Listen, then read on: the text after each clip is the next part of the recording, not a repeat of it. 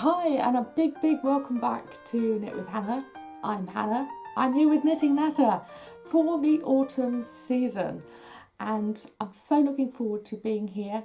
Yes, I'll be in and out because that's just what long COVID does, but I will be more in than out, I think. Definitely more in than the winter and the spring gave me. We're going to talk about something today that has been a big part of my knitting for the last couple of years. But not only that, I've had very similar things to long COVID for much of my life. I was diagnosed for the first time with ME when I was 12, and I'm sure many of you will know about this too because lots of you will knit because of illness. Because you have this downtime and you need something else to occupy your time, to show you that you can actually achieve something. And knitting is a great way of doing that. I do love knitting, not just for being there as creating the finished item. As many of you will know, it's about the journey and all the benefits it gives me while I'm knitting. So over the years, so many life phases I've been through. We'll talk about life phases in a minute. But first of all, let's talk about how knitting has helped me with my patience just by literally sitting there and knitting something. Because, first of all, it takes longer to knit something. Yes. It does for everybody. And, this is something I realised once we started talking about slow fashion. I certainly noticed that more. Because anyone could go and buy a knitting machine, knit something much faster. And also anyone can go and buy a finished item, a hat, a jumper, a knitted throw, a knitted cushion cover, anything from a shop. And say, oh, well, that was quick. I didn't have to knit it. So we're talking slow fashion anyway. We're also talking about having patience with choosing what it is that you'd like. You pick something in a catalogue, but it's not that would appear here from Amazon in a couple of days, or even this evening. We're talking the fact that we then have to get the pattern and the yarn, cast on, do all the knitting, cast off, probably 5 more pieces to go with it, and then sew it all together. And there's a whole journey to go with it. But when I have fatigue, knitting has taught me patience. It's shown me that I take those little steps and I get there. It takes me longer, and that longer time doesn't matter. I'm allowed to take that longer time. And I'm allowed to put something down and say, I literally cannot knit this at the moment. My brain won't work in that way. So it will take me longer because I'm putting that down, and I may have to pick it up in 18 months' time when my brain works in a different way and it feels easier. It feels like I can do it again. So those little things are definitely part of knitting. The fact that it takes me longer to knit something. And that's what teaches me patience in a big way. So what else teaches me patience? When I have fatigue, and when you might be recovering from an illness or just doing other things in your life so that knitting can't be quite so important, you may want to use your creative energy for something else. And we get to the point where we realise that's okay. There's only so many hours in a day, but there's only so many hours of creative energy in a day as well. And while you can build it up and spend 10 days in a studio, or 10 hours in a studio every day if you want to, some of that time won't be using your creative energy. It will be more methodical stuff that works automatically in your mind. And knitting can be like that too. But if you need to do anything that's that little bit more exhaustive, cooking, writing, other things that are not knitting, but related to knitting. Like for me, I've been designing business cards last month. That took me a couple of days to just get through the process. And guess what? Knitting wasn't as important that day because that energy had gone somewhere else. So we can allow that patience to just get us through those times when knitting cannot happen because other things take that creative energy, or less knitting can happen because other things take that creative energy. This is something else, this is a third thing that helps teach me patience when I'm knitting. If there is only 5 minutes of knitting, because I'm doing other things with my creative energy, because it's taking me longer to knit something as it's that little bit takes that so much more focus, it gets you so far, and it may only get you so far if you can only manage that once or twice a week. But that helps me build my patience by looking forward to it, by celebrating it when it happens, by having gratitude when it does happen, and saying, cool, you did well, this is good. Recognising those small steps as they come together into a larger item can actually really help. Building that patience with those smaller steps, building that patience with the gratitude that you have knitted, not with the guilt that you haven't knitted much. That's okay. And there can be times when you might be reading blog posts and they go, oh, look how much I knitted last month. Well, that's because they had that time to knit that month. Not everybody has that time. And comparing ourselves to what other people can knit in a month does us no good whatsoever. Really does. No good whatsoever.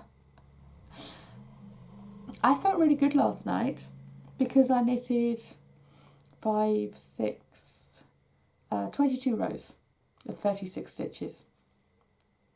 Felt good. It's not that much, but it's a way into a particular project. It feels good. It was a step. And I can do another 22 rows tonight or this afternoon. It doesn't have to be a prescriptive thing. And it doesn't have to be, I have to do it every evening. Those small steps build up. And if those small steps happen in minuscule steps, then that's okay too. Just having it available so that we can knit just allows that patience to kind of build on itself. So we don't feel guilty and we don't miss it and have that guilt that we didn't do much. Because that's how we build patience. Just accepting that things take time. That's what patience is all about. So I mentioned life phases earlier and how that can help with patience. Because give yourself time, get to a certain age, you will realise that you've kind of experienced these things before. What was that? Didn't that kind of thing happen to me 10 years ago? I've coped with that before. I'm repeating those patterns. Actually, that feels a lot easier. So what we're actually doing is we're learning something and then we're practicing it. And we do this in knitting.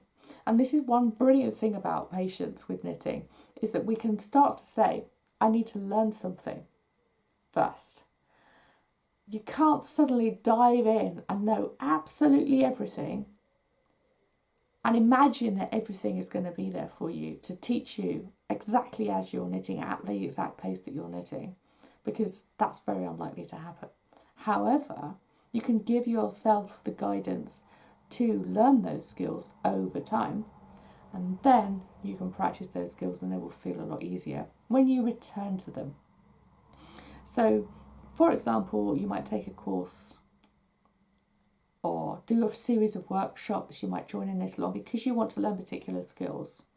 And once you learn those skills, you realise that you've taken time to do that.